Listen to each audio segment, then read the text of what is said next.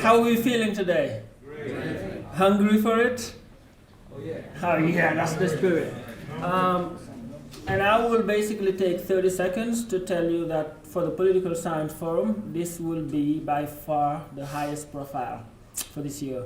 So I'm actually pleased with the turnout. And since I hate to take more time than I need, without further ado, I'm going to call over Ms. Jordan Kurtz, President of the Political Science Honors Program, to introduce our guest, Dr. Noel Tshiani.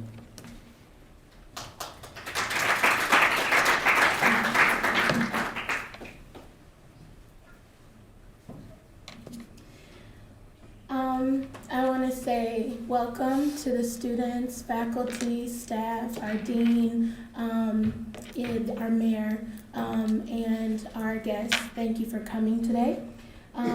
Dr. Noel Tshiani is a senior economist who is a World Bank professional, who is a World Bank professional staff since 1992. During this period of time, he has served as a senior team task leader and a World Bank resident director based in Africa. Dr. Tshiani completed his new manager's leadership program at the Graduate Business School at Harvard University in Boston, Massachusetts, and holds a doctorate in economics with a specialization in banking and finance from the Université de Paris, Dauphine in France. Master's degree in Paris, a master's degree in business administration, with a concentration in banking and financial markets from Adelphi University in New York, and a master's degree in economics from the Université de Liège in Belgium. Among his many books, 5 books and many publications, Dr. Tshiani is the founder and president of La Force du Changement, a nonpartisan platform that includes political parties, NGOs, private and public sector companies, professional and trade associations, student and teacher associations, private citizens, and friends of the Congo that militate for peaceful and democratic change in the Democratic Republic of the Congo. The membership in this platform is open to Congolese and non-Congolese citizens and entities that advocate and support the economic and social development of the country. The values of the platform are embedded in his core values: good governance, integrity, justice, and peace. Dr. Tshiani is declared a presidential candidate for the upcoming elections in the Democratic Republic of the Congo. Please join me in welcoming Dr. Tshiani to the stage.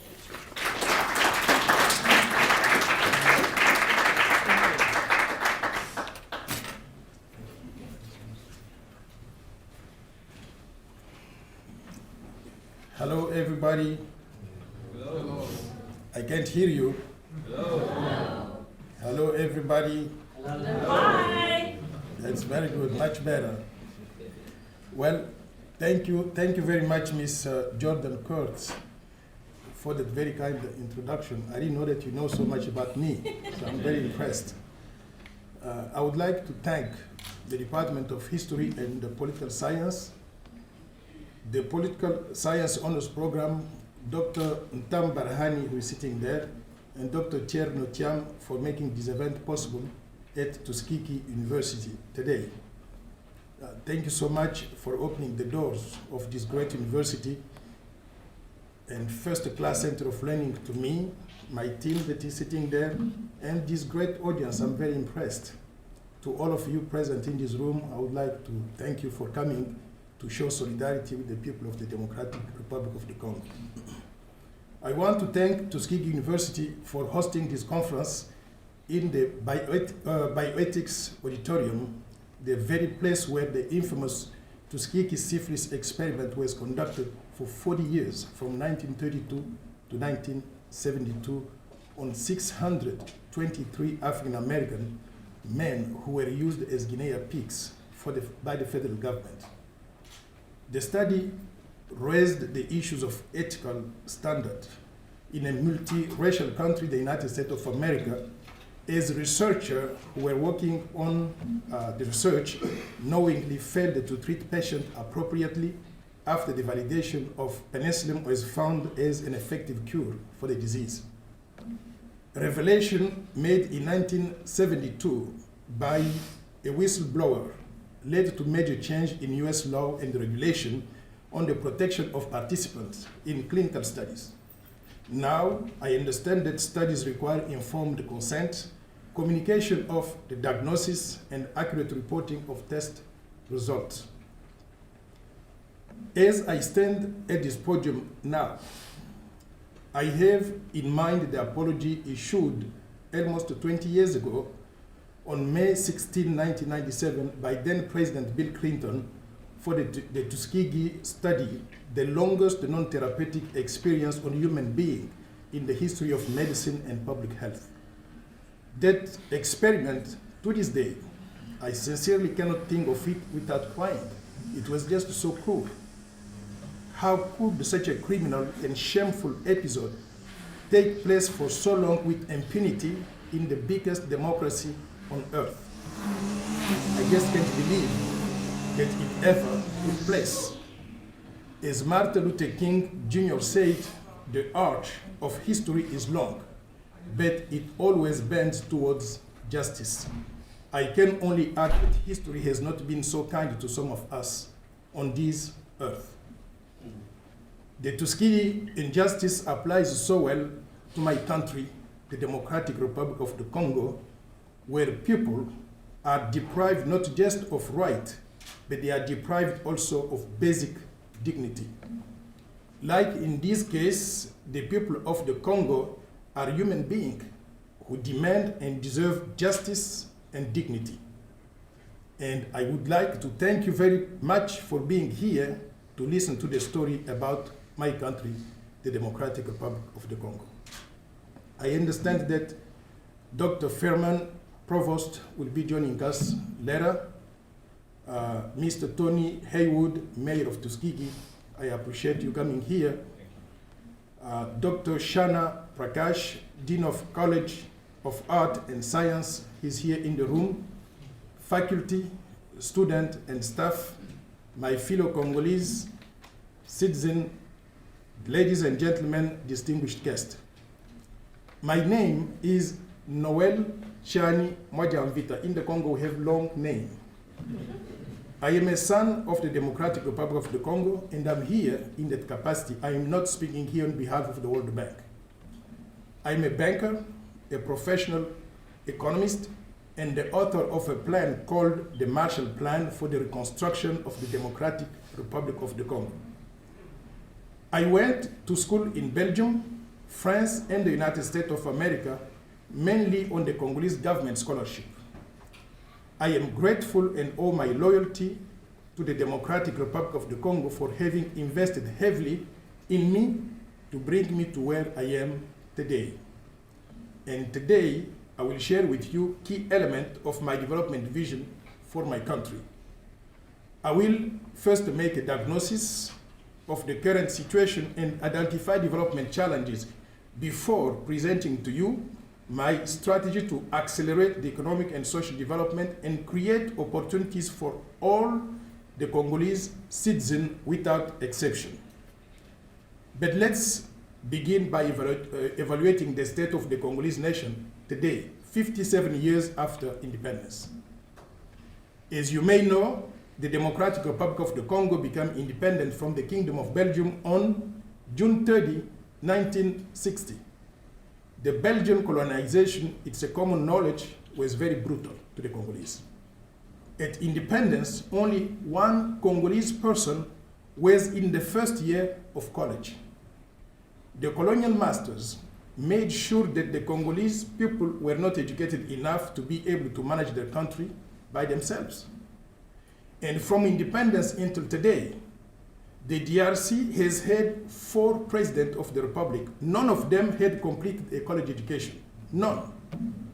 Already, only 6 months after independence, the popular, legitimate, and elected Prime Minister of the DRC, Patrice Emery Lumumba, was assassinated on January 17, 1961, with the complacency and involvement of the international community, including the Kingdom of Belgium and, unfortunately, the United States of America. With this, the legitimacy of the Congo leaders and institutions and the nascent democracy were killed, to the point that the Democratic Republic of the Congo has never recovered until today. Well, we cannot correct the mistakes of the past. What happened is past, but should not be forgotten. There is a moral and ethical imperative to correct the mistakes of the past by moving on a different path to put the Congo and its people on the road to stability, economic and social development, equitable use of the resources, and shared prosperity. Today, the DRC is faring very poorly and going through a multidimensional crisis. And the crisis is political, constitutional, security, economic, and social. I will talk a little bit about the political situation first. The political situation is blocked literally by an unprecedented leadership crisis. The ruling majority has refused to organize presidential and legislative elections within the constitutional deadlines. Violations of the Constitution are widespread, and they include the non-convening of the electorate 90 days before the end of the presidential term as required by the Constitution, and the use of the excessive police force to repress freedom, resulting in loss of human lives. These violations are just so flagrant that the Constitutional Court, which is equivalent in the US to what you call the Supreme Court, the Constitutional Court allowed itself to sit with 5 members out of 9, whereas its own rules of procedure require a minimum of 7 out of 9 to sit validly. And the decision of the court to allow the sitting president to remain in office until the inauguration of the new president elected beyond the constitutional deadline, the decision is unconstitutional. This manipulation of the Constitution has created a climate of instability throughout the country. The DRC is in an unprecedented constitutional crisis. As of today, as I talk to you, the terms or mandate of the President of the Republic, senators, and people's representatives in Parliament have all expired.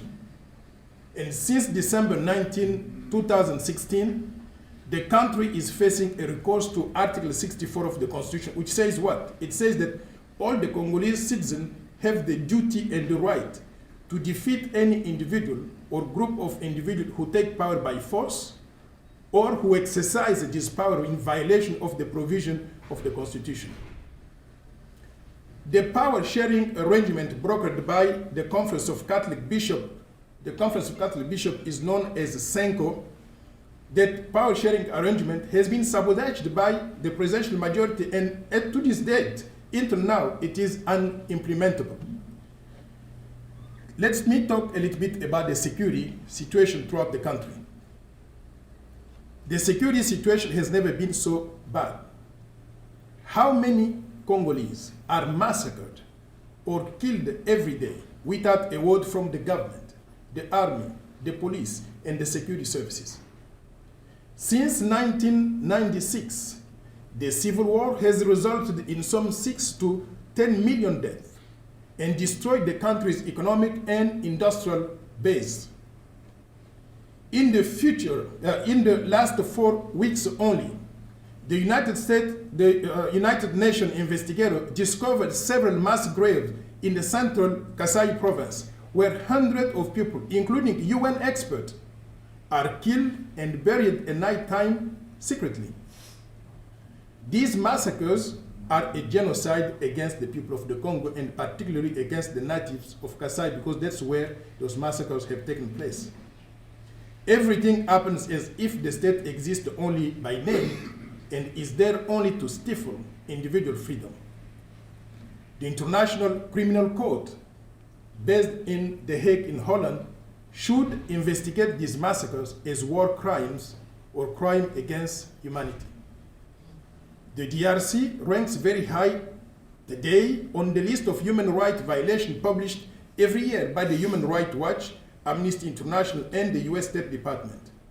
In my country, gender-based violence is epidemic. Now, let me talk a little bit about the economic and social situation.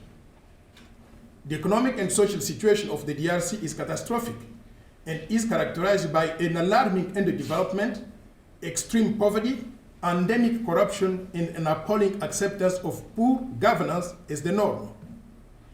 Despite its immense natural resources and also immense human resources, the DRC now has the lowest gross domestic product per capita in the world and is ranked 228 out of 228 countries, according to Index Moody's ranking based on the World Bank and International Monetary Fund statistics. I would like to share with you the graph that shows the ranking of different countries of the world. Those countries are ranked according to the level of the GDP per capita. You can see the highest ranked country is Qatar, oil-producing country with smaller population. And you can see that the United States of America is 15th. États Unis, that's in French, it means United States, 15th. And as we go down the list, you will find that the lowest ranked country is 228 out of 228 countries, Democratic Republic of Congo, which is my country, with $400. They have rounded it up. The real number is $394. So with all the natural resources that we have, we find ourselves the lowest ranked country according to the standard of living of the population, because that's what the GDP per capita means. So that's the situation, the result of poor governance, poor leadership, and mismanagement of the country. So the DRC has a system of governance so rotten that 85% of revenues from natural resources are not included in the national budget. Instead, they lie in the pocket of a corrupt elite, depriving the country of needed resources to finance development. Right now, today, more than 90% of the population live without access to safe drinking water, electricity, and telecommunication facilities. More than 90%. The DRC is unable to offer the population an education and health system as well as just the basic infrastructure worthy of the name. The solid economic growth on paper is neither inclusive nor concrete. People don't live it, don't touch it. Unemployment is close to 85% of the working population and is the main cause of poverty, affecting 88% of our population. And because of poverty, life expectancy at birth is only 50 years in the DRC, against, for example, 90 years in Monaco, a gap of 40 years. This is a tragedy. With a per capita GDP of $394, as I said, the DRC is the poorest and least developed country in the world today, with 88% of the population living below the poverty line of $1.25 per day, despite its immense natural resources.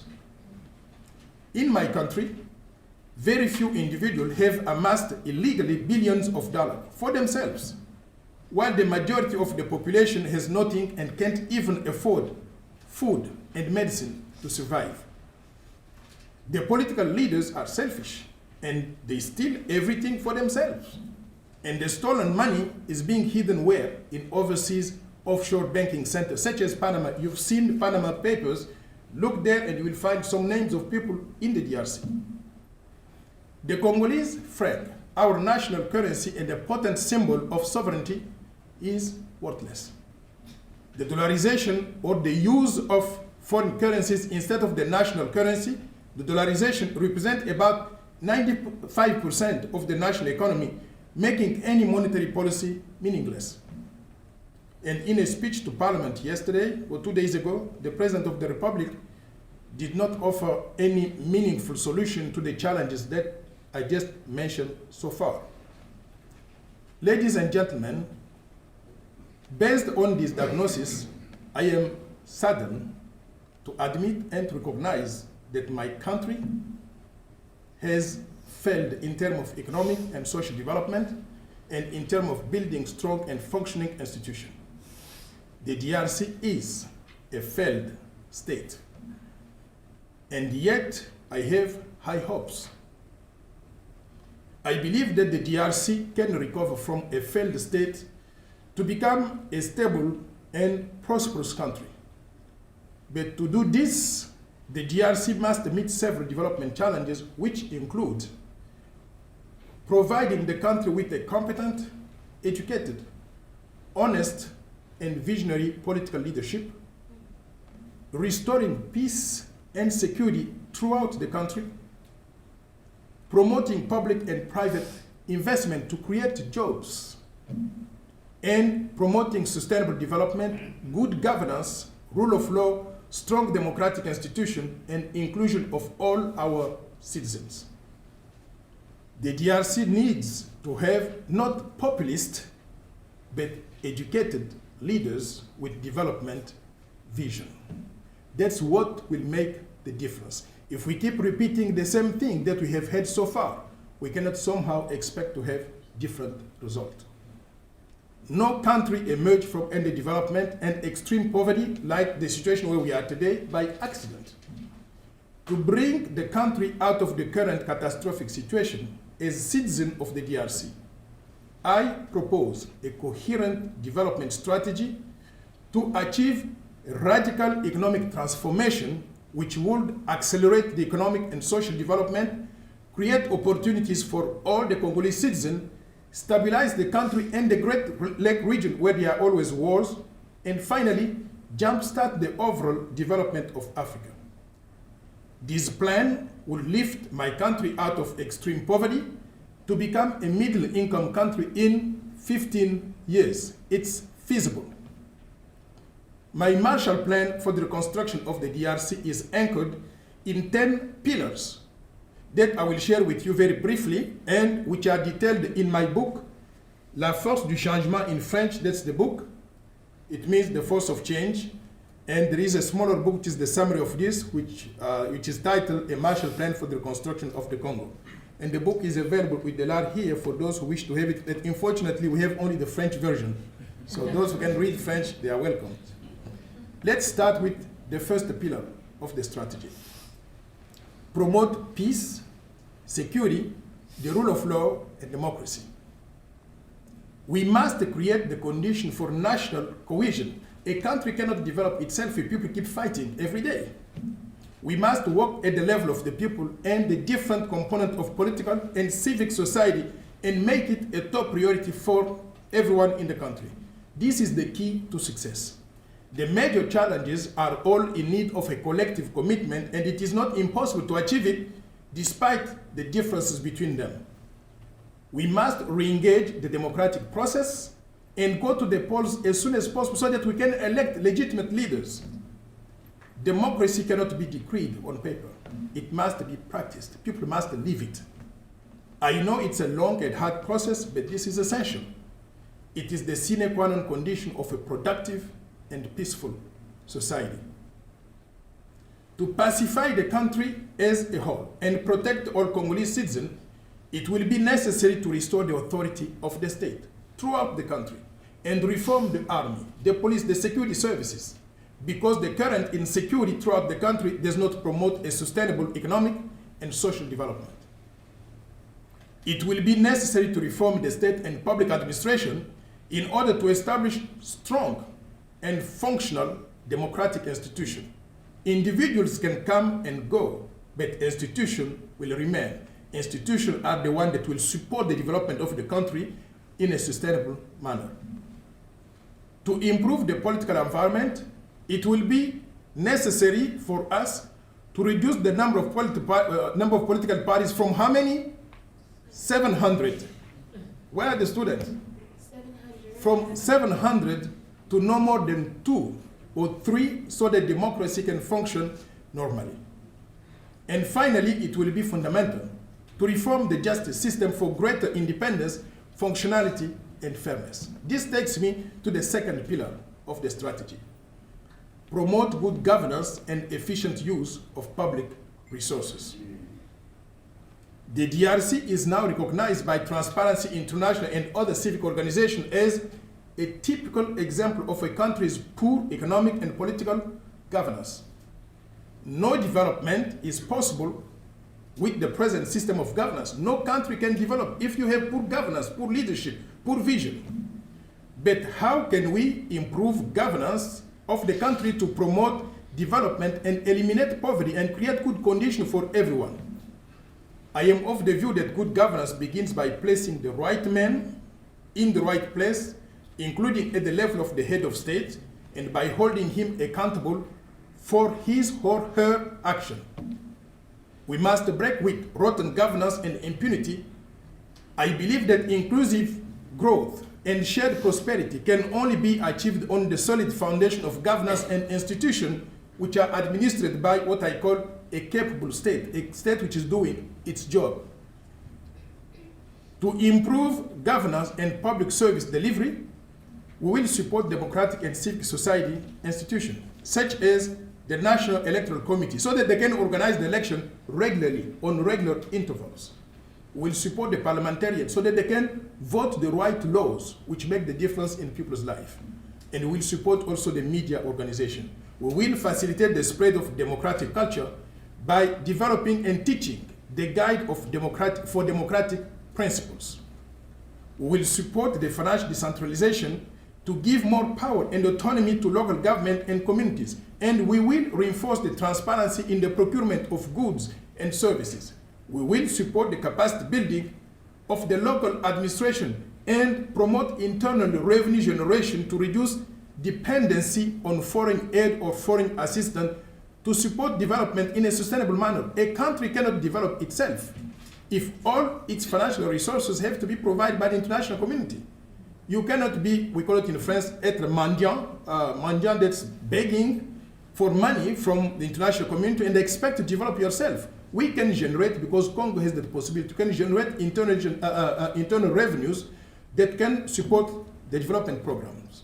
We'll fight, therefore, corruption, tribalism, favoritism, and conflict of interest, notably by prohibiting the accumulation of function by key government officials. Today you find something very strange. Somebody is a cabinet member, minister, as we call them there, but at the same time, he is a lawyer with his own private practice. He takes information from the daily public affairs and then sends the business to his own private practice. Those kind of things should be forbidden. While you are in public office, you should not be allowed to be doing things on the side. We call that conflict of interest. To raise internally generated revenue, we will eradicate corruption in the government and also in the society by appropriate measures. Which are those measures to eradicate corruption in the society? These measures include, among other things, the strict implementation of labor law. If the law says that one cannot be paid below a certain level of salary, we have to apply the law. And the measure include also enforcement of this minimum wage laws across the sector.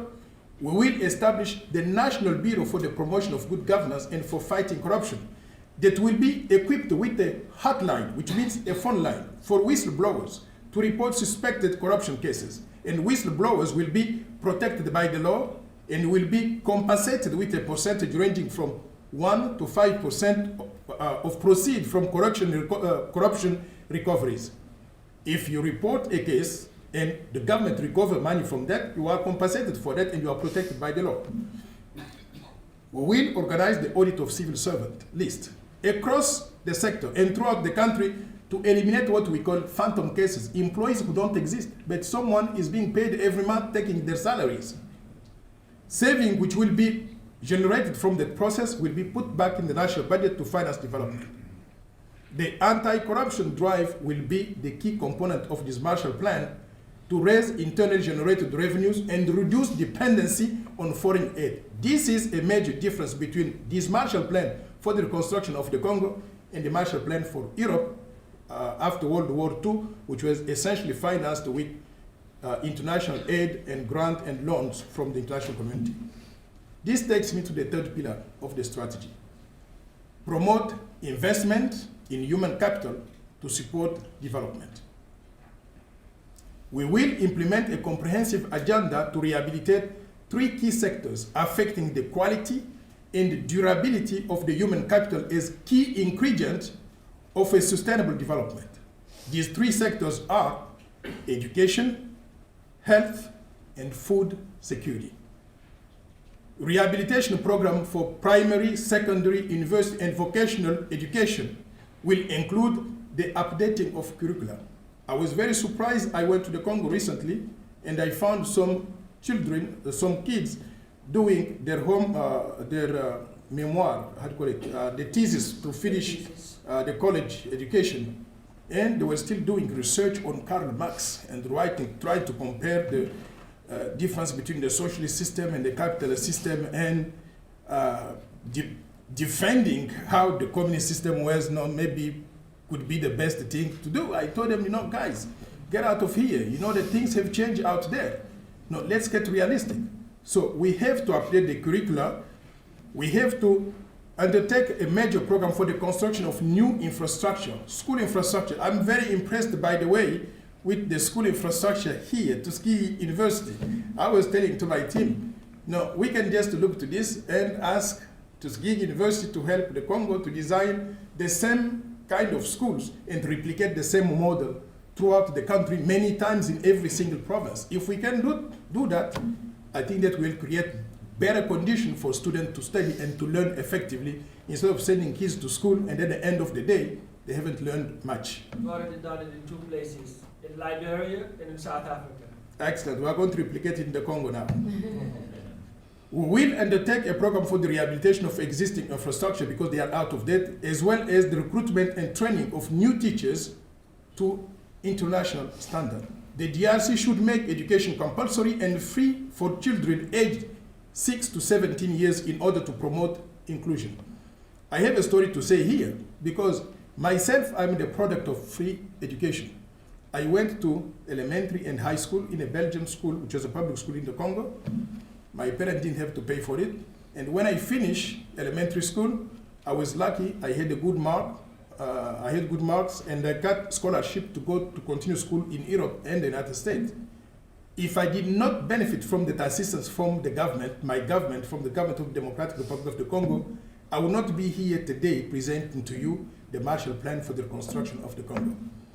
If they have done it for me, I think that we should also send the elevator to the ground to go and pick the other kids so that they can get the same education and be able to do something in their lives. We will introduce what I call the social inclusion and human capital development policy, which will include, in addition to this free compulsory education, also the national scholarship program for the most deprived families. The computerization of school, the adequate remuneration and continuing training of the teaching staff, the use of the internet from primary education and the construction of modern libraries will be the key component in the reform of the education system that I'm proposing.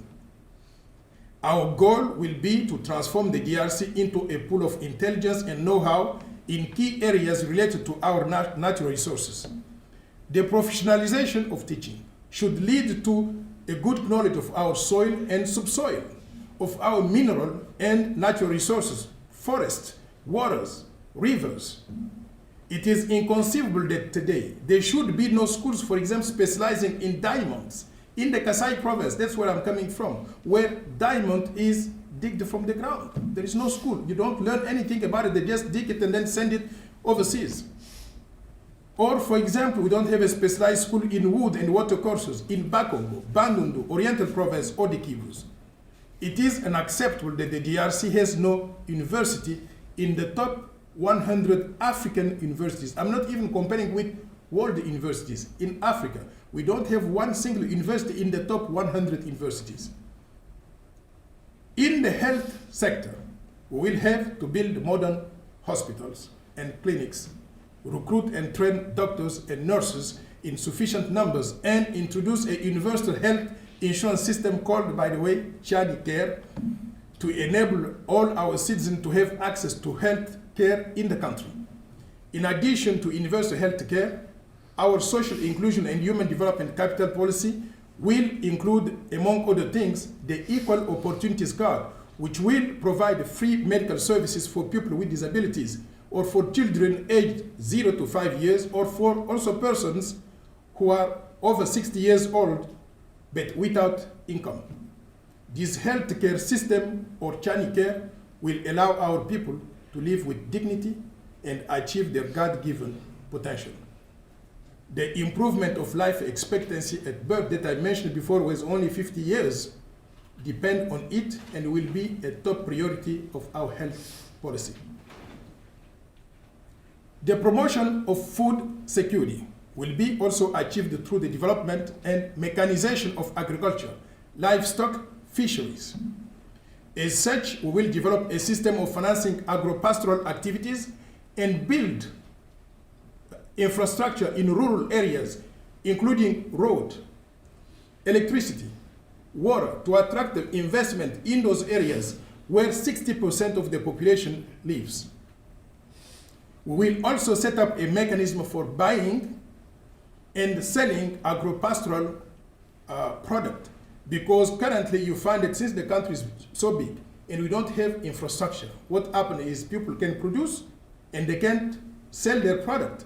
How good is it to do that? They get discouraged and therefore the production goes down because people don't follow up on the production activities that they are supposed to undertake for their living every day. This is how we'll create millions of jobs and reduce poverty in rural areas where 60% of the population lives. This takes me to the fourth pillar of the strategy. Promote the emergence of the national private sector and national finance. This will involve what? Reforming the central bank, reforming the national currency. I mentioned before that we have dollarization, which represents 95% of the economy, and will reform also the financial system.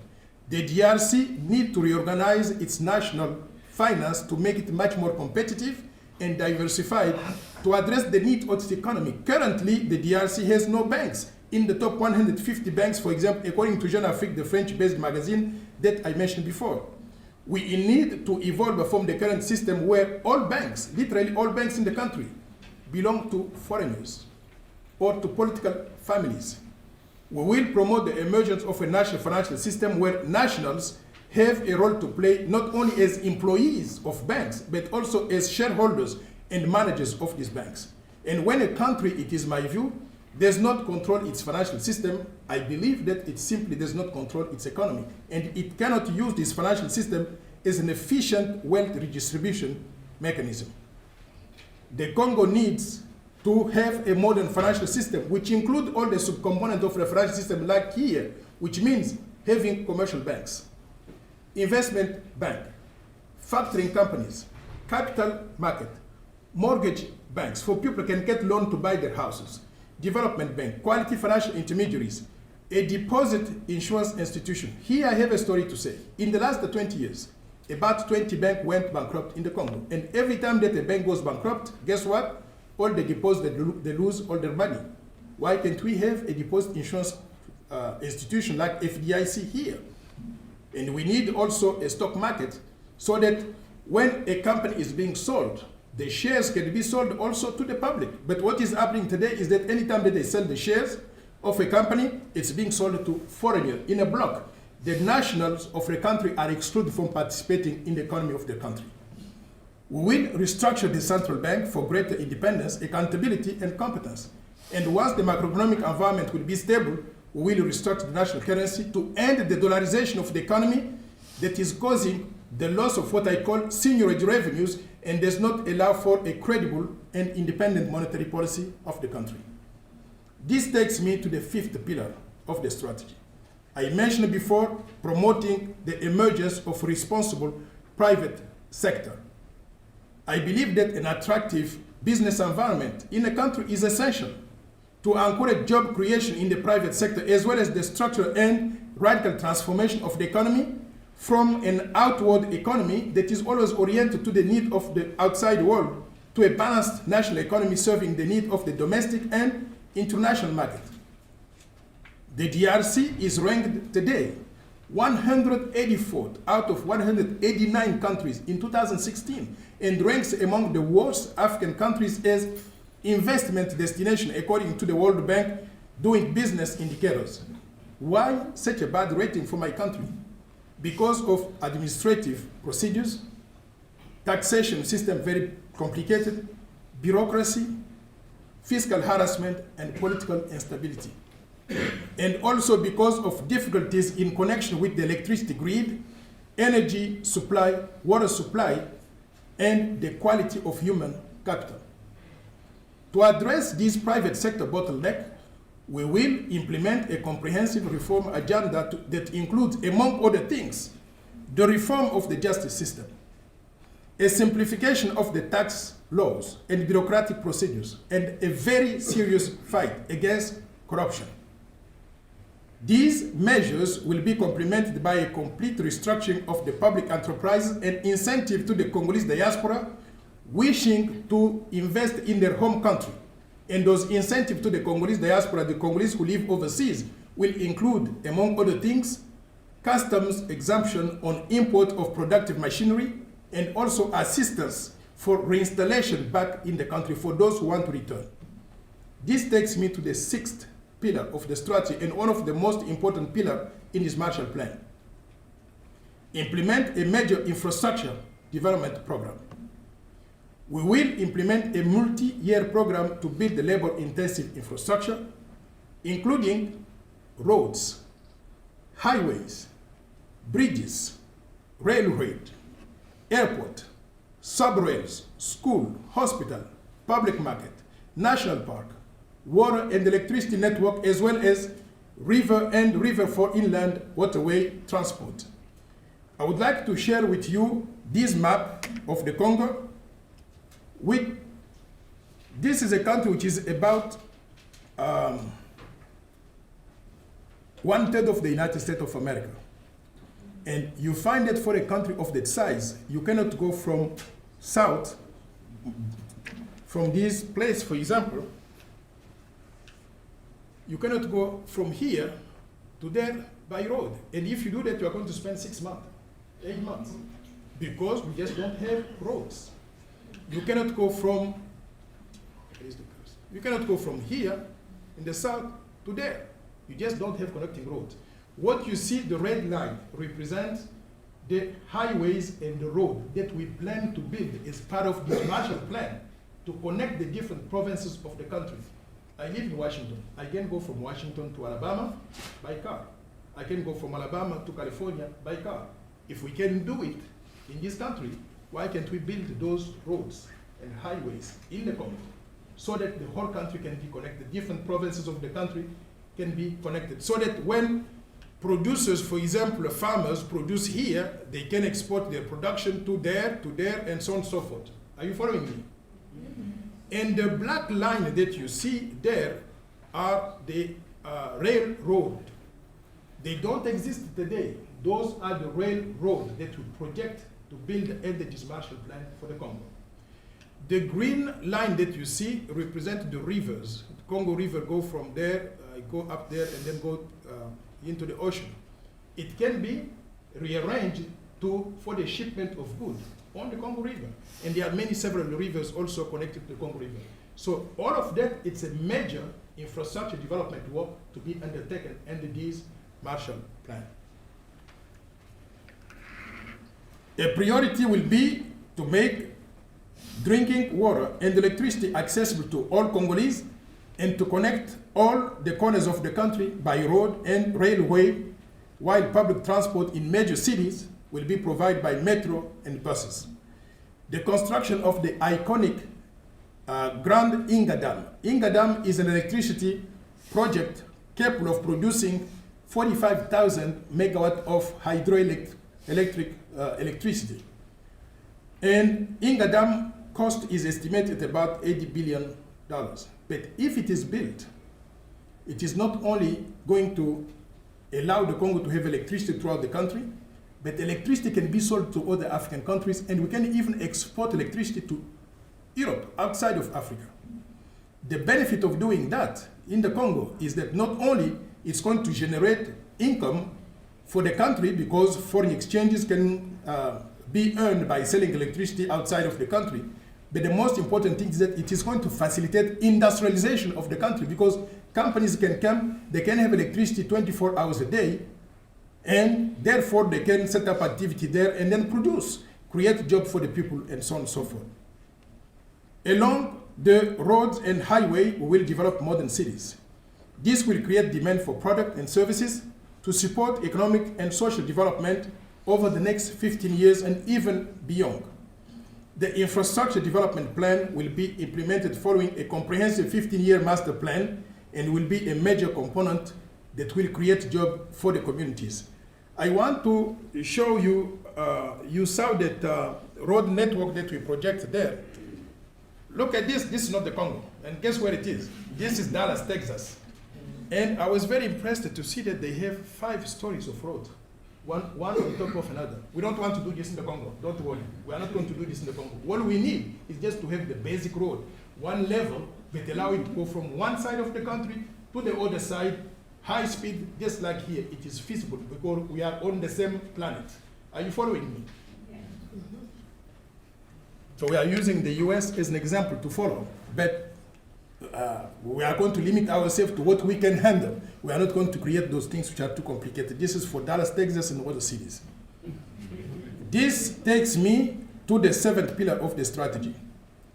Promote and accelerate the country's industrialization. This pillar will enable local processing of our minerals and natural resources. It requires mechanization of agriculture, stock breeding and fishing, orderly exploitation of our forest, and development of tourism. My country has immense natural resources, as everybody knows. Its area is equivalent to 2/3 of European Union and about 1/3 of the United States of America. The DRC is the 2nd largest African country after only who? Algeria. It is the largest country in sub-Saharan Africa in terms of land area. It is the most populous country on the African continent after Nigeria, Egypt, and Ethiopia. The geographic location puts the DRC in the heart of Africa and at equal distance to the south, to South Africa in the south, and to the north, to Algeria. We are in the center, the heart of Africa. The DRC is the only country in Africa to share borders with 9 different countries. The DRC and its 9 neighbors have a combined population of 280 million people, almost the same size as the population of the United States of America. Some of the Congo natural resources, I just want to give you an idea, include a repertoire of 1,100 precious metals worth some $24 trillion. $24 trillion. We have 125 million hectares of arable land, good for agriculture. We have 135 million hectares of forest, 100,000 megawatt of hydroelectric power potential, 53% reserve of African water, 15% reserve of world water, sizable amount of oil and renewable energy such as solar, nuclear, biomass, methane gas, and coal. The country has a population of currently 80 million people that is projected to reach 190 million by year 2050, 60% of whom is below the age of 20. But a fundamental question for us is the following. How can we ensure that the natural resources of the country are used to develop the country for the benefit of its people? That's the question. To address this important question, I am proposing an accelerated industrialization policy that will consist of transforming locally some of the natural resources to produce semi-finished and finished goods, so as to add value to the national economy and create jobs for the people. By selecting, for example, 100 minerals and precious metals out of 1,100 in the repertoire, and by transforming them locally into semi-finished and finished goods on the condition that each item selected adds 5 to 10 new jobs to the local economy, we shall produce between 50 and 100 million jobs over a 15-year period. Now let me talk a little bit about agriculture development. Agriculture development will be a key component of this Marshall Plan for the reconstruction of the Congo. The Congo has 125 million hectares of arable land, good for agriculture. Mechanization of agriculture will allow us to grow locally every staple and commodity that we consume. We will even generate a surplus that we will export, and instead of increasing our dependency on imported food such as rice, beans, corn, cassava, peanut, tomato, and fruit, etc., etc., the accelerated agriculture development program will allow the country to produce and process these things locally. Developing a complete agro-industry in the country will be one of my top priority, or one of our top priorities.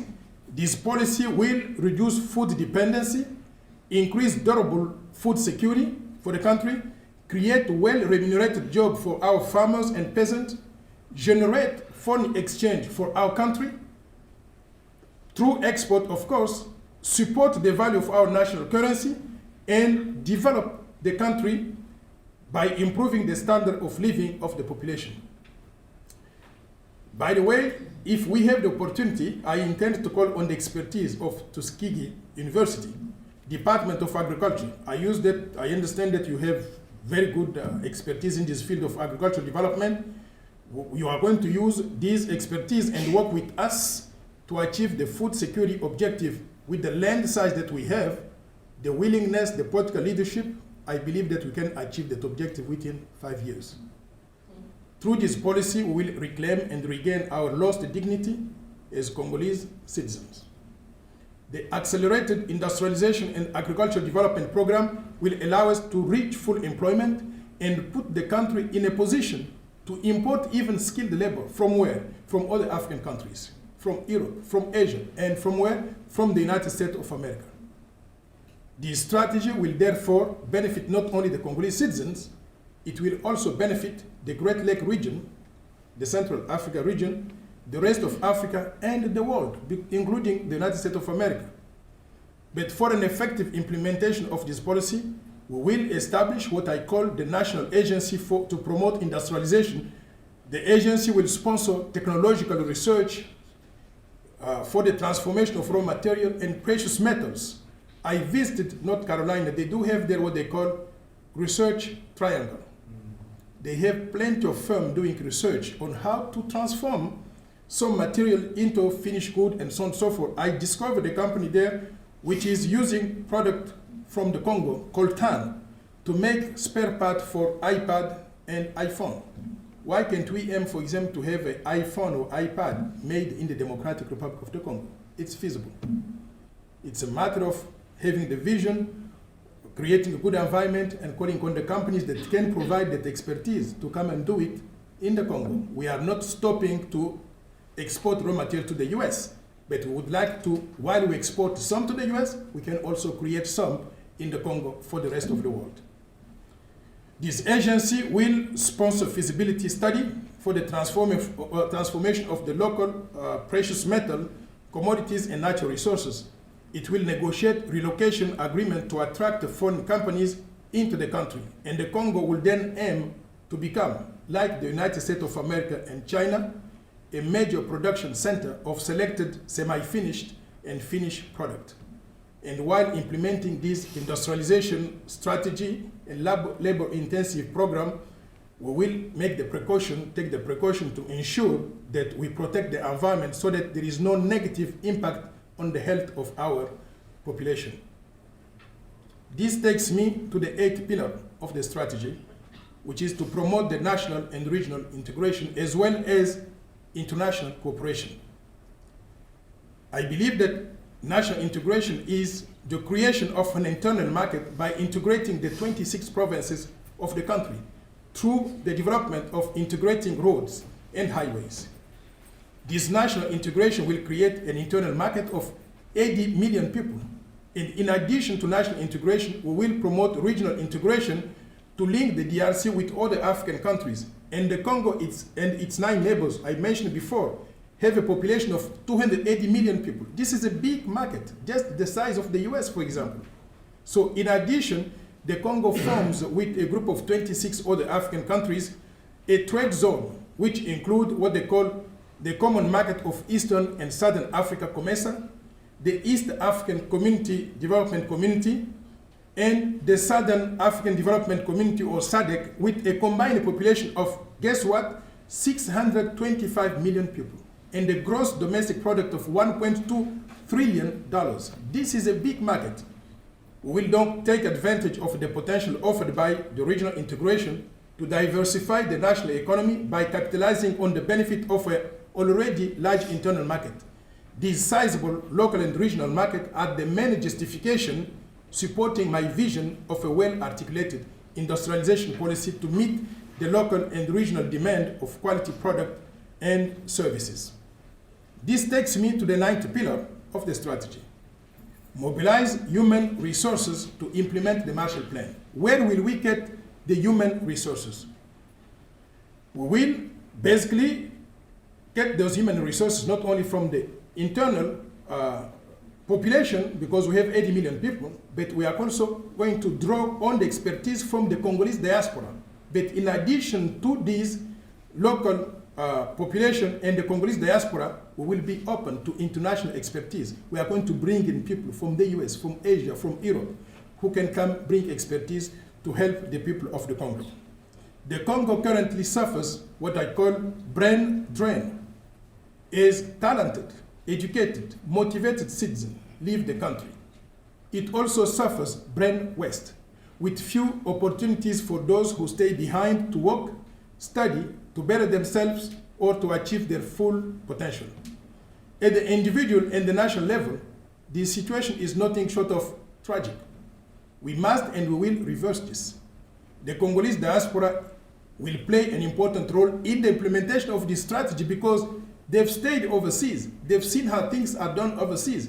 If we can attract them back in the country, they are going to have the love of the country, but at the same time, they are bringing that expertise that they've learned by living overseas. So this is something that we are going to use to try to bring the expertise to the country. This takes me to the 10th pillar, the last pillar of the strategy. Where will we get the financial resources to implement this Marshall Plan?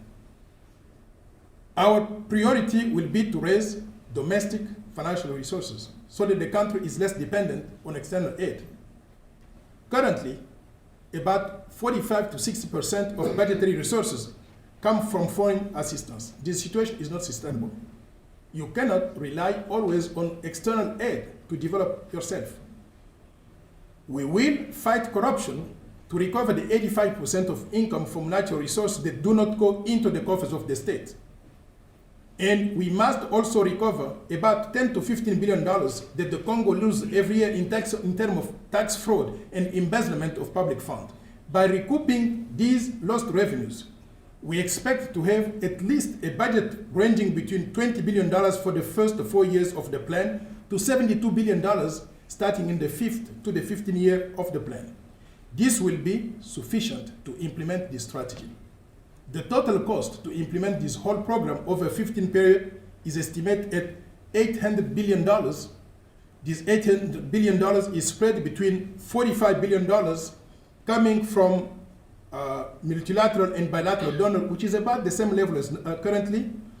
$75 billion coming from direct private investors if we put in place a good environment to attract investment. And finally, the remaining $680 billion will come from the government national budget. Over 15 years, that is equivalent to about $45 billion a year. The DRC is capable of having a budget of that size. Why do I believe that this is possible? Because Angola, which is just next door, has a budget of $66 billion. South Africa has a budget of $125 billion. Congo, if we can organize ourselves, get our act together, we can have a budget of at least $45 billion over a 15 period of time, enough to implement this Marshall Plan. In conclusion, ladies and gentlemen, we can all imagine a better world that we wish to bequeath to our children and grandchildren. But how can we not? The reconstruction of the DRC will be the work not of a handful of people, but of all its 80 million inhabitants who constitute its main raw material for development, complemented, of course, by a vibrant diaspora, a responsible national private sector, and an international community, including multilateral and bilateral partners, as well as foreign direct investors. Implementing this vision of development would achieve full employment and raise per capita GDP from $394 today, the lowest level in the world, to at least 15,000 in 15 years. We have collectively the power and the means to make this vision a reality. But to achieve this level of unprecedented development, the Congo needs a fundamental change that cannot come by itself. The change cannot be accomplished by simply replacing the President Kabila today with one of his current or former lieutenant who must be held accountable with him for the country's disappointing performance to date. It is ethically imperative that a real change come from leaders with a new vision of development of the country. And by new leaders, I mean people who are educated, who are honest, who are known for unimpeachable integrity, and who are untainted by the poor governance of the past. I mean men and women who are not simply populist, but are wholly loyal to the Democratic Republic of Congo and its people.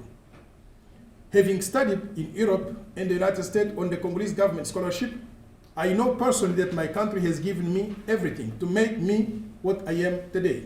Now is the time to give back to the community. The Congo needs new leaders with new ideas for a fresh start, and does not need nor deserve the same kind of uneducated and corrupt leadership that is being pushed on us by international media, lobbyists, and influence peddlers, heavily paid with stolen money from my country. Proverbial wisdom, repeated only in irony, says that what's impossible isn't Congolese. Bitter experience has taught too many of my compatriots quite the opposite. But we know from recent experience that great progress is possible, even in the poorest, most fragile corners of the world. Progress that conveys prosperity and security, not only for individual economies, but in this era of fast-moving global threat for us all. Refining and implementing this new Marshall Plan is where the country's radical transformational work should begin, to create conditions for a sustainable development beyond the usual cosmetic reform which leave the problem unresolved. This plan will be a big step towards stabilizing and promoting development of one of the most important countries in Africa. As George Washington Carver said, where there is no vision, there is no hope. In a desperate situation like the one currently gripping the DRC, this Marshall Plan raises a genuine hope that a new Congo with a better outlook than before is possible. Hope of revamping an economy that improves the social conditions of its citizens and transform natural resources into locally manufactured, semi-finished and finished product through a well-thought-out program of accelerated industrialization and structural diversification of the economy. Hope of paving the way for the integration of the various provinces of the country through a well-articulated policy of major public works to create internal market for goods and services. Hope of a relentless fight against corruption, and of providing the country with a substantial annual budget that integrates all the public resources in order to finance the implementation of this broad vision of development of the country.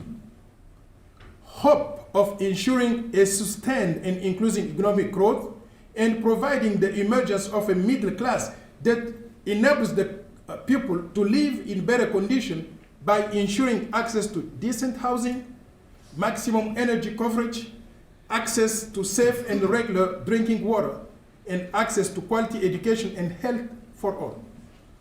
Hope of enabling a transparent exploitation of the country's natural resources while at the same time protecting the environment. Hope that all workers in the public and private sectors receive at least a minimum guaranteed wage that is regularly and automatically paid in a functional democracy and rule of law environment. And finally, hope of mobilizing all the Congolese citizens in the country and in the diaspora for an effective participation in the development effort of the country. These are the hope that this Marshall Plan aims to achieve, and those are the hope of the Congolese people. We need to radically transform the Congo such that it works for all our fellow citizens, including those who have been and still continue to this day to be marginalized. I mean the working people and the poor, the women and the youth. There needs not to be a contradiction between inclusive growth and radical economic transformation, there can be no economic progress that leaves the majority of the people of the Congo behind.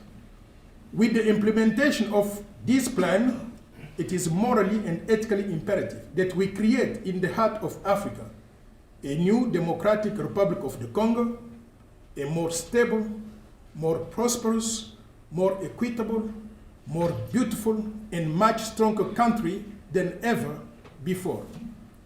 I dream of the DRC that can be and that will be that way, and I invite you and the international community to join me and the Congolese people in making it a reality. If God has smiled my country by blessing it with so many natural resources, He is also challenging us to prove our worth by leveraging them wisely and justly for the benefit of all, leaving no one behind. I submit that what will build the DRC is for us to pull together and put the interest of all the Congolese citizens before my own private interest. The task before us is difficult, but in the word of a great Burkinabe leader, Thomas Sankara, everything that man can imagine, he is capable of creating it and achieving it. Working together, we can create a better life for all. May God bless the Democratic Republic of the Congo and its people, and may God bless each and every one of you. Thank you.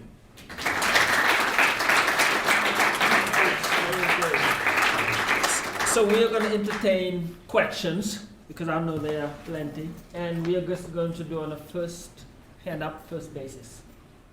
Jordan. I'm sorry, I wrote it down on my phone. First, I would like to thank you for providing this information. I know that a lot of students don't really have access to this point of view, and you never know who you inspire to come and help out with some of the problems that are going on in the DRC.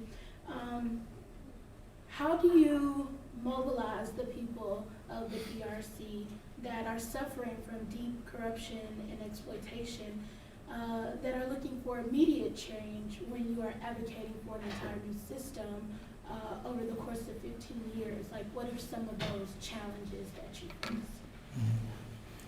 That's an excellent question, and thank you for that. To mobilize the people, I think that people of the DRC have suffered and are suffering a lot. Today you find the families where people alternate to eat. Children eating on Monday and they cannot eat on Tuesday, they have to wait on Wednesday because the parent cannot afford to do that. Everyone is suffering. Every single day I receive calls of this person who passed away and they can't even afford the money to bury him, to bury the person. So the people have suffered so much that they become very conscious that there is a need for change. The question is, how do we sell a vision like that one so that people, everyone in the country can be aware of it and know that if this vision is implemented, it is better than the usual stuff that they are doing every single day. I have undertaken since the last 12 months or so to go through different communities, but so far just in the diaspora. I spoke in Belgium, in Liège, in Brussels, France, England, Texas, and different states here in America to try to talk to the Congolese community to get them to be aware that there is this plan which can make the difference in the life of everybody. I intend to be doing the same also in the Congo very soon, going through different universities and going through different provinces. By sharing those ideas, I do get a lot of support from people who, when discovered, they see that, hey, they've lost hope, and they realize that there is a hope which can be generated by implementing this kind of massive program over the next 15 years. There is always a challenge. For example, when you tell people to achieve those things over 15 years, they want this change now. There is a challenge. And that's where we have to fight between having a good vision and having some stuff which are cosmetic presented by populist leaders.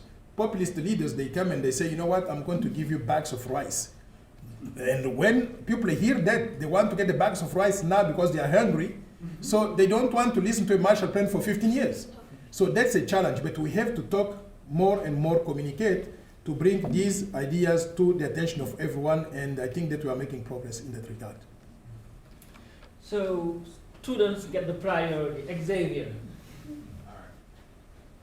How you doing, sir? My name is Xavier Alexander. I'm a junior political science major I know you was talking about the lack of resources in the Democratic Republic of the Congo, and I want to ask, what effect do you think the dependency theory of how basically you take these countries that have a lot of natural resources and you take them out and then give it back to them, but on a scarcer level with like reduced revenue. So what impact does that have on what's going on in the DRC? I frankly did not understand exactly what you're trying to say. All right, so like basically the idea is that like stronger countries or other countries come into places like the DRC that are full of resources, but then they take them out and try to put them back into the Democratic Republic of the Congo, but not regenerating that revenue that that those resources should bring, but they're basically diminishing the price and giving it back to the Congo, and the Congo might not be making any money. So that's why I was asking, like, what kind of effect does that have? Yes, that's a very good challenge that we have, but I believe that the starting point for the development of a country like this one should be the vision that the people of the Congo themselves, they have for their own country. As I said, we are not advocating here to cut the link with other countries or with international firms which are taking today advantage of buying the raw material from the Congo and using them for the benefit of their own people somewhere. I believe that we can have a complementary relationship. Those companies, for example, which are here in America, which need raw material from the Congo, we are more than willing to continue to sell them whatever they need. But at the same time, we would like to attract also some companies in the Congo for transforming some of the raw material into finished good in the Congo to create jobs for our people too. So that while we are helping the international community outside countries, we are also helping our country. We cannot just sacrifice everybody in the country because we have to supply the raw material to this country or this firm outside. So that's how it is. Now, as far as corruption is concerned, there are two types of corruption. There are corruption where people are just greedy. You find when you hear that people have this amount of billions of dollars, but they still continue to be corrupt and take more money and more money and more money. That's just greed, because in somebody's life you are not going to spend $1, $3, $4, $5 billion in your lifetime if you just have to live on that. So people, just this kind of corruption, it's like a disease. We have to cure it by taking them out of there and then having the right people who are honest and who can do the right thing for the country. But you have also the small corruption, where you find the little guy who is a civil servant, who gets paid, let's say, $50 a month. But to live, to pay his rent, to pay the food for his family, to pay the medicine for his children, he needs $1,000 a month. You know he's paid $50, $60 a month. You have also to realize that the difference that he has, he's getting it from somewhere, from corruption. So the way to fight that is to make sure that, as I said, to implement the labor law. You determine the minimum wage salary, which is sufficient to allow anyone who gets paid, who works, who gets paid, to live sufficiently. And those laws, you make sure that they are enforced. And any employer who does not respect these labor laws will have to face the justice system and pay the penalties. I love when I hear in New York, for example, a firm which has been fined $10 billion. I dream of the day to do that also on companies which are not respecting the labor laws. But at the same time, while you do that, you have to preach by the example. If you know that I am corrupt, and I stand here and I tell you, you know what, corruption is not good. Are you going to believe me? Are you going to trust me? No. To change the system, we need to bring in people who have never been corrupt, who, when they speak, it's credible. When they say, we mean business, we are going to stop corruption, people know that it is serious. And whoever is, for example, close to me, whether it's a family member or a friend or an advisor or such and so on, when he gets corrupt, he's cut. He is punished according to the law without intervention from me or from any other leader. When we do that, we are going to change the mentality. But we have also to put at the level of schools to educate the people. Teach in schools, college, even high school. Teach the people to change the mentality, to understand that corruption is good. It's penalizing the country instead of helping just a few individuals who are benefiting from that. So that's what I would like to say. So we go to Dr. Vincent, we go to Dr. D, and then we come back to the middle, because I was holding them off. I think that's it. About 2 years ago, Dr. Indiana, you went to want to run the symposium. And Morehouse College, they have invested $20 million by bringing 5 students every academic year into the Congo. Do you know about that plan? No, I do not know about that plan particularly, but I would say that no, from what I have seen in this university, and I've seen it also in other universities where I have spoken to students, I am all in favor of promoting a good exchange program between universities. I would like, for example, to introduce this university to a couple of universities in the Congo so that they can have a program of exchange where students from the Congo can come here and learn from the experience here and bring the students from here to also Africa, because there is always something that one can learn from the other side of the world, even if those are poor countries. So I am all in favor of developing that kind of programs. Dr. Ndeli. All right. Thank you very much for your presentation. And there is one thing that I'm concerned with listening to your plan, knowing fully well I'm originally from Cameroon, British, the Southern Cameroon, and I understand you talked about independence or freedom, economic autonomy.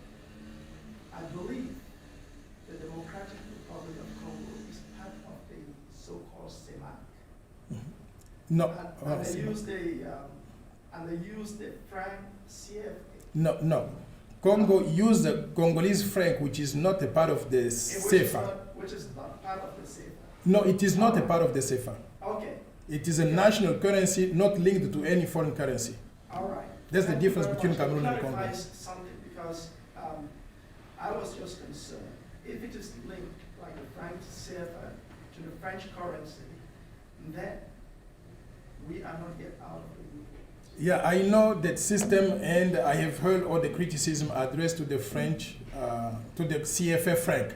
Yeah. CFA franc is the currency used in the 6 CEMAC countries, Cameroon, Gabon, Congo, Brazzaville, Central African Republic, and so on and so forth. 6 of them in Central Africa, and in West Africa they do use also in 8 countries, or 9 now I think. Mali, Senegal, Ivory Coast, they do use also CFA franc, and that currency is linked in a fixed relationship to the euro, through arrangement with the French Treasury. They do guarantee convertibility of the currency, and at the same time they have limited leverage in implementing national independent monetary policy. I know those criticism. Fortunately or unfortunately, the Democratic Republic of Congo is not a part of that.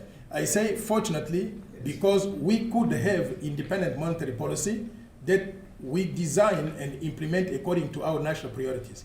But unfortunately, we have not been doing that in an independent manner, to the point that the monetary policy implemented has been too much under the influence of the politicians. And because it's too much under the influence of the politician, there is no independence of the central bank, and consequently, the Congolese currency from the Democratic Republic of Congo is worthless as compared to the CFA franc, which is guaranteed by the relationship or the convertibility agreement with the French Treasury. So one has to weigh the benefit, the pros and the cons of having a national currency as compared to being a part of the CFA franc. But in my view, we should continue to have the Congolese franc the way we have it today, but we have to be serious in the governance that we have in place. We have to be serious in giving the independence to the central bank in implementing sound and independent economic and monetary policy. We go to the gentleman with the beautiful Tuskegee tie, and then we go to the mayor. Hello, my name is Dominic Norton. I'm a senior construction science management major. My question is, firstly, you lightly touched it on the international battle for the rich resources in the DRC, but what strategies are you trying to employ to combat the resistance against the uprising and the economic independence of the DRC? Uprising locally. Well, I would say this. The reason why I've been going around explaining this strategy to many Congolese community is to get them to understand that we can change the fate of the country.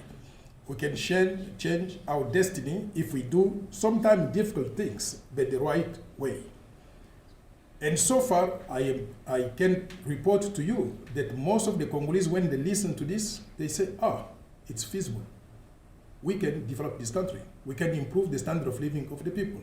We can have the road just like, not like in Texas, but we can have good roads. If we have good roads, and we have good policies, and we have good leadership, and we have good visions, I can bet that the Congo can become just like any other country. Why not just like a state of here in the United States, where people live, they have decent jobs. Those jobs, they allow them to live appropriately by earning decent salaries. So that's a challenge that we have, to go around and explain to everyone, to know that it is feasible. People have lost hope. They don't believe in political leaders. And I keep telling them I'm not a politician because I've never been in political activities. I left the Congo as a young student. Once I finished my school, I have been working in New York as a commercial and investment banker, Citibank and JP Morgan Chase. After that, I've been with the World Bank for 27 years. I've never been in politics. And I just think that people are sick and tired of politicians. I'm sorry, Mr. Mayor. I'm not talking about. So they are sick and tired of politicians in the Congo because life have not improved and the management of the country. So if we've tried those formulas 4 or 5 times before and we've not achieved good result for everybody, why don't we change and try a different formula? My question is rather, I understand that people want the hope and they're tired of politicians. This is all over the world. But my question is rather, you have people exploiting the country, and now you want to be independent and stop them exploiting. They're not just going to let you do that. How do you combat that? Exactly. That's an excellent question. I will tell you this. Let's look today to the number of people who are taking advantage of the situation of the Congo. Not many American companies are taking advantage of this. There are very few. 2, 3, 4 individuals maybe in the US, 2, 3, 4 individuals in Europe. What I am proposing to do will create opportunities, not for those 2, 3 individuals, but for all the American companies. To build those roads, we will need Caterpillar. We are going to need different construction companies. We are going to need different engineering companies. We'll create more opportunities for American businesses than under the current system where maybe 1 or 2 individual companies are taking advantage of the system. So it's a matter of, again, of letting people know at the level of the private corporate sector, international and locally, but also at the level of the countries, of the people, so that people can realize that there is much more to be gained by having a system, a transparent system, like the one that I'm proposing, but by instead of having a system where you have to go under the table. And even those who are going under the table, they spend much more money in corruption, giving bribe to here and there to get things that they are not even sure that they will get. If we have a transparent system with a good legal and regulatory framework in place, I think that everybody has something to gain. The people of the Congo, but also the private sector companies, more private sector companies overseas than those 2 or 3 different companies which are taking advantage of the current system that we have in place. We go to the mayor and then we have to hear from a sister again, Yenta. Yeah, 2 questions.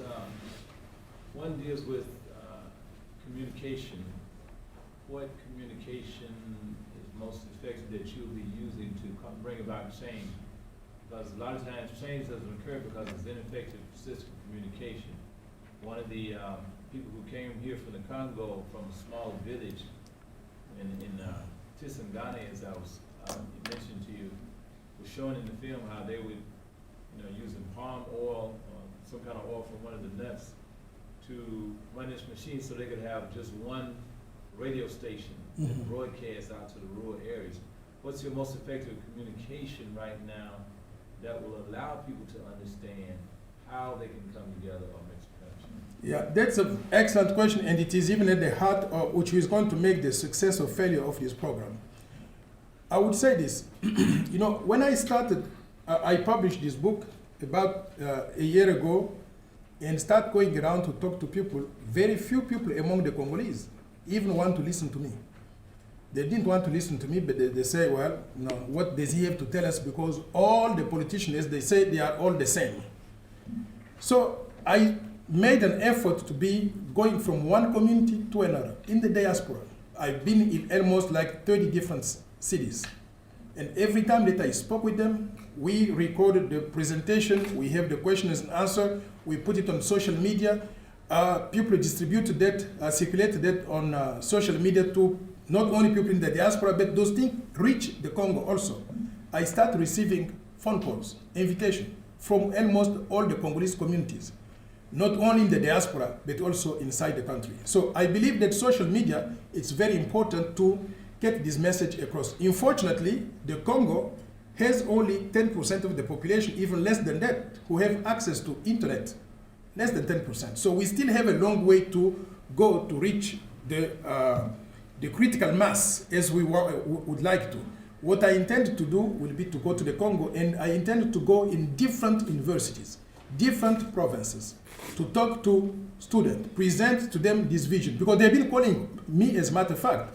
Delar, who is working with me, has been receiving tons of phone calls from people from Kisangani, from Bujimai, from Kananga, Lubumbashi, all the different cities, saying, we've heard about this Marshall Plan. You've been presenting it overseas. It's time that you come here in the Congo to share with us, because we are the shareholder and we are the one who are concerned by this, and we want to know more, we want to ask you questions, we want to contribute.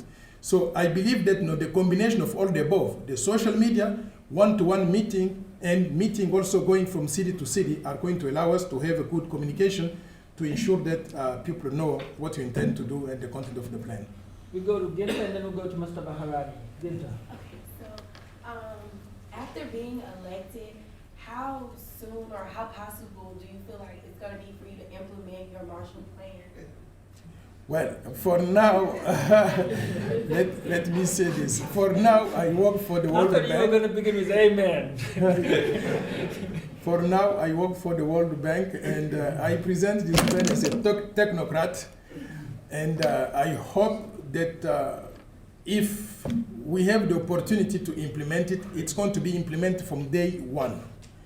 From day one, I don't say that I will be doing things with executive orders, but I will make sure that people are very well informed. The first thing is to get everyone in the country to know that we have this vision, we share it, and what are the different components of the program, and what can we do in every single community to change their lives. Once we can get that message across, I think that we are going to have a list of activities, a program of activities that each community will have to implement. For example, the construction of the road is going to take time to finalize the design and to start building the road and things like that. But at the same time, people have to be responsible in each community. We have to make them understand that what we have first to maintain it. Before we can build the highest high-end highways, let's maintain the little road that we have, and this is how it has to be maintained. I give another example. You go to Kinshasa today, I was very surprised to find that the garbage collection, the system doesn't work. It was financed by European Union project. And once the project ended, everyone is just throwing the garbage like this in some part, and the garbage is piling up in the city, and you go everywhere and can smell it. No, it cannot work that way. I think that from day one, the first thing is to educate those people. And we can use today different means, television, newspaper, and this and that. When people listen and they believe in the leader, and they know that you are the legitimate leaders, they will tend to align themselves on what you are telling them to do. And you don't have to impose on them, but you do it in a collective manner so that together you come to determine that, no, this is what is right to be done in this community. They participated and they are going to follow up. We go to Mr. Baharani.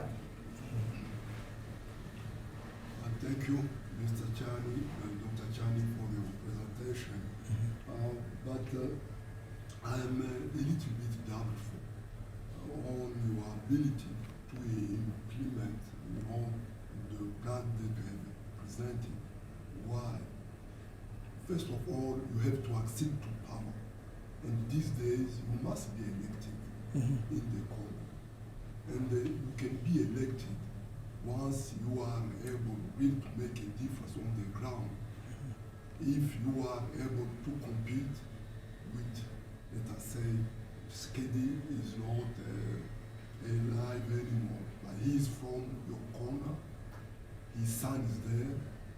To what extent you can make an alliance with him or how can you compete with him, or how can you compete with Katumbi Moise, Katanga. I think these are very concrete issues that you have really to address, and it is good to talk, to make the kind of what you are doing. It is important. But in the last analysis, it is there on the ground where the work must be done. And, or do you work with President Kabila? You want to be appointed with him, by him, so you can lead the transition? I don't know. Or do you want to work with the other three leaders of the opposition, Felix, Katumbi, so you can unify the opposition and do something concrete, just as it happened in Gambia? But as long as you will be presenting yourself, that I'm the one who can do it, it is good, because you have, to show that, the difference, the quality that you can bring, and the quality is there. But don't forget that the alliance, the unity of the opposition is the only way through which you can beat these retrograde forces. The Gambia had shown it. Yes. Well, I appreciate that perspective that you just brought. I want, first of all, you to realize that I work very closely with many different leaders in the Congo. When, for example, the late President Tshisekedi was alive, I was one of the few people who used to go and see him regularly while he was attending medical treatment in Belgium. I presented to him this vision. We used to discuss and then share how we should work together to have it implemented one day. When President Tshisekedi called for all the different political leaders, but also called on technocrats like me to go, and they created in Belgium what they call Le Rassemblement, the alliance of political parties. I was one of the people who he had invited. I attended it, and I was a part of that group. Every single name that you mentioned, they were there. So we worked together to create the thing which is called the grouping of the opposition party, or the Rassemblement. Although, as a technocrat, I had to take the back seat to not appear in front and then be in contradiction with the policies of the World Bank that I still work for. But know that I maintain very good coordination with some people who are in the ground. And Delar was with me this morning. I got an exchange with one of the major political parties in the Congo. They were trying to locate where I was, and I told them where I was, and we exchanged ideas. So we work very closely together. And I do hope that at some stage we will be mature enough, all of us, to sit down and ask ourselves, that person had the ambition to lead the country. Who among us has the best vision, the best ability to reach there and to make the difference? We've seen that in the Gambia, as you said. We've seen it in Ivory Coast. We've seen it in many other countries. At some stage, I think that individual leaders have to put their personal ambitions behind and put the interests of the country first. If we reach that stage in the Congo, I think that the best will be selected, and the best will have to lead the ticket and then win for the benefit of everybody. So we'll do one last question.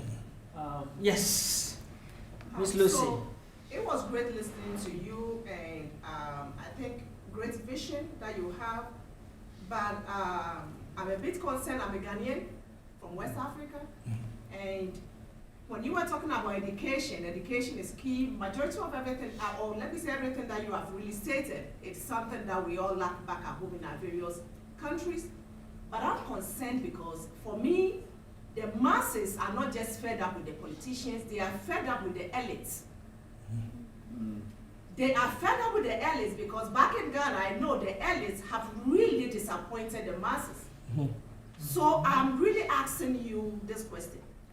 Based on where you are coming from, with all the knowledge that you have, I find it difficult how best you'll be able to persuade these people to buy into your visionary goals.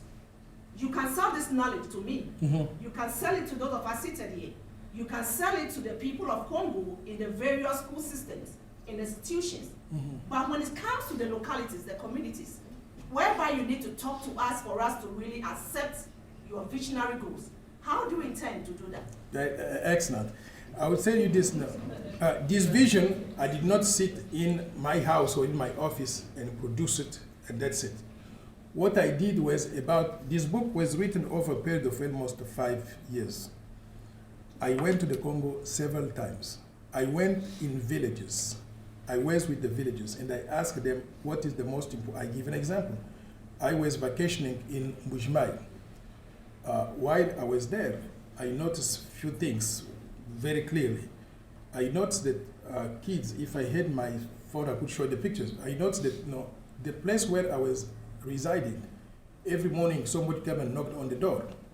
And very early in the morning, and I said, well, what's this? What do you want? I look to this kid, no shoes, and he tells me he's coming to sell me le bidon d'eau. Le bidon, how do you call it? Water bottles. Water bottles. And they were selling these water bottles for 50 Congolese francs, which is equivalent of like 10 cents. And this kid had left his home at 4 o'clock in the morning to go to the water fountain, collect the water to come and sell it, and he had eight water bottles to sell. And when he sells, I look like this, he gets maybe $2-3 a day. And I went to speak not only with these kids, but with their parents. I went in the public market to speak with the common lady.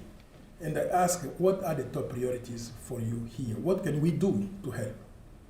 They told me, Papa, as they call everybody there, Papa, you know what? If you can first help us to have just roads, decent roads, so that I can be able to move from here, wherever I'm buying and selling, I can move it from here to that place easily, that will be a big contribution. If you can help us to bring the water, instead of me having my kids going to this fountain at 4 o'clock in the morning and coming back tired, they cannot even go to school. If you can help us to get decent water at my place, and my kids can, instead of going to collect the water to sell them, they can go to school, that will be a big help. So I listen to the desiderata, the list of things that the common person in the Congo want to see through a plan like this. This is how I come up with the list of the 10 pillars that I was presenting. These things, I did not create them by themselves. And when I go to the Congo, I take off this jacket and I wear the jeans and I go to the public market and I spoke to the mamas there in the market. And they tell me, you know what? I went and I bought fish. I have to sell it today, but I didn't sell everything and I have left over. I don't have no refrigerator to keep my commodities, my fish, so that I can sell them again tomorrow. That tells me what? That if we develop electricity system and we develop like shopping centers with refrigerator capability, these ladies, their problem will be solved. So this plan is not based on some imagination of mine. It's based on real needs of the population, real need of the people. So when I go there, I talk to you in a like an intellectual, because you are intellectual. If I come here and I start talking to you like in the village, you are going to say, hey, this man, where is he coming from? But believe me, when I go back there, I talk also like a common person, according to the place where I am and who I am talking to. So this plan will address, those needs are known. People need to have their kids going to school. People have, they need, when they get sick, they need to go to the hospital. When someone wants to move from one place to another, he have decent road. When people don't have the money, they must get some social assistance, for example, to have Medicare and things like that. When you speak with them in their own terms, they do understand that there is a need for change. And the change, when you present the solution, they look at you and they say, I've heard similar speech from someone else who come here, but once he got elected or he got in power, he forgot about everything that he promised. How can I make sure that you will be different than from those people? And I tell them, guess what?